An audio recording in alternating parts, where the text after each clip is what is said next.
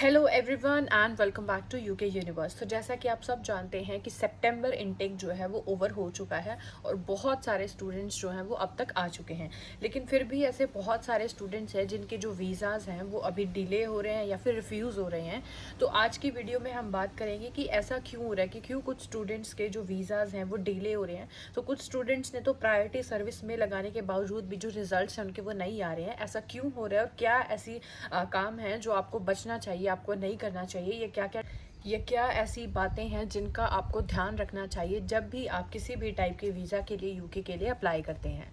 तो सबसे पहला रीज़न क्या है कि जैसा कि आप सब जानते हैं कि सितंबर इनटेक ऐसी इनटेक थी जिसमें आप अपने डिपेंडेंट के साथ जो है वो यूके में आ सकते हैं, क्योंकि जनवरी 2024 से आप अपने डिपेंडेंट को यूके नहीं लेकर के आ सकते। तो इसीलिए इस टाइम पे एम्बेसी में बहुत ही ज़्यादा फाइल्स हैं, बहुत ही ज़्यादा स्टूडेंट्स ने या बहुत ही ज़्यादा लोगों ने वीज़ा के लिए अप्लाई किया है, जिसकी वजह से उनका जो वीएफएस है वो बहुत ज़्यादा बिजी हो गया है और बहुत सारे स्टूडेंट्स के या बहुत सारे लोगों के जो वीज़ाज़ हैं वो डिले हो रहे हैं, क्योंकि वहाँ पर बहुत ही ज़्यादा फाइलें पड़ी हुई हैं। रीज़न क्या है? डॉक्यूमेंट्स। तो जब भी आप वीएफएस में अपनी एप्लीकेशन जो है वो देते हैं वीज़ा के लिए, तो वहाँ पर आपके जो है वो डॉक्यूमेंट्स चेक होते हैं। तो अगर जो वीएफएस है, अगर उन्हें ऐसा लगता है कि आपका कोई डॉक्यूमेंट जो है वो जेन्युइन नहीं है या उन्हें किसी डॉक्यूमेंट में प्रॉब्लम लगती है, तो वो आपके डॉक्यूमेंट्स को थोरोली चेक करते हैं, पूरी तरीके से चेक करते हैं, जिसकी वजह से वो है एक्स्ट्रा टाइम लेते हैं। तो जब भी आप वीज़ा के लिए अप्लाई करें, ध्यान रहे कि आपके जो डॉक्यूमेंट्स हैं वो बिल्कुल जेन्युइन हो, ओरिजिनल हो, कोई आपने फेक डॉक्यूमेंट जो है वो नहीं लगाया हुआ है। तो बहुत सारे बच्चों के मेरे पास मैसेज आए थे कि उन्होंने प्रायोरिटी सर्विस भी लगाई है, लेकिन फिर भी जो उनके वीज़ाज़ हैं वो नहीं आ रहे हैं। वो इसी वजह से है क्योंकि या तो उनके कोई ना कोई डॉक्यूमेंट में प्रॉब्लम है, जिसकी वजह से उन्हें डॉक्यूमेंट जो है वो चेक करने में टाइम लग रहा है। और सेकेंड रीज़न क्या है कि बहुत सारे लोग जब वीज़ा के लिए अप्लाई करते हैं या जिस भी एजेंट के थ्रू वो अप्लाई करते हैं, तो वो जो एजेंट है, जो आपका काउंसलर है, वो अपनी ईमेल देता है ना।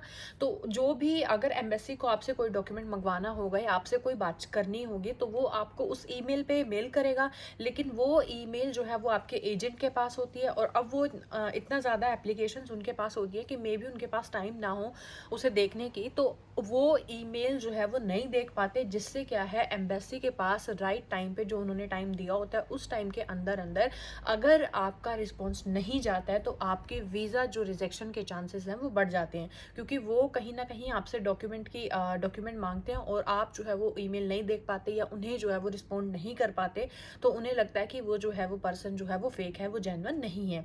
तो जब भी आप अपने वीज़ा एप्लीकेशन के लिए अप्लाई करें, चाहे आप स्किल्ड वर्कर वीज़ा के लिए है, चाहे आप स्टूडेंट वीज़ा के लिए या किसी भी टाइप के वीज़ा के लिए आप अप्लाई कर रहे हैं यूके के, तो सबसे पहले जो आपके डॉक्यूमेंट्स हैं वो बिल्कुल ही जेन्युइन होने चाहिए, कोई फेक डॉक्यूमेंट जो है वो ना हो।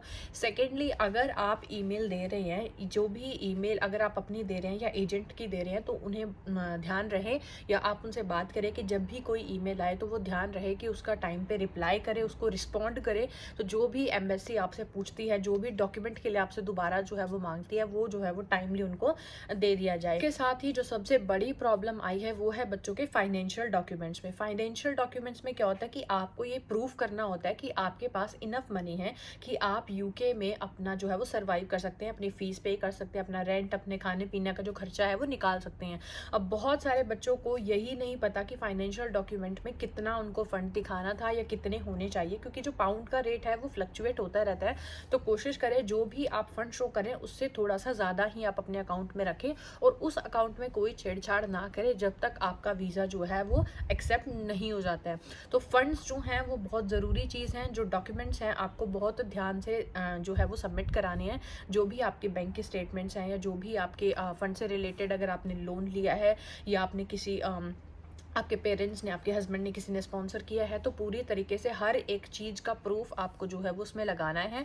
तो यही टिप्स हैं। अगर आप कभी भी वीज़ा अप्लाई करना चाहते हैं यूके का, चाहे आप किसी भी टाइप की वीज़ा के लिए अप्लाई करें, तो आपको अपने डॉक्यूमेंट्स जो हैं वो बिल्कुल ही जेन्युइन रखने हैं, कोई फेक डॉक्यूमेंट्स नहीं लगाना है। आपको उनकी ईमेल का ध्यान रखना है, क्योंकि टाइम का फ़र्क होने की वजह से बहुत सारे बच्चों को प्रॉब्लम होती है कि अरे नहीं, ये रात को नहीं आएगी ईमेल या दिन में नहीं आएगी, क्योंकि यहाँ टाइम का बहुत ज़्यादा फ़र्क है, अप्रॉक्सीमेटली 4.5 आवर का फ़र्क है।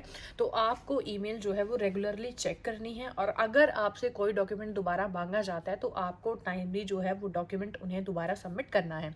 तो आई होप आपको वीडियो पसंद आया होगा। For more information don't forget to subscribe, like, share and this video. Thank you.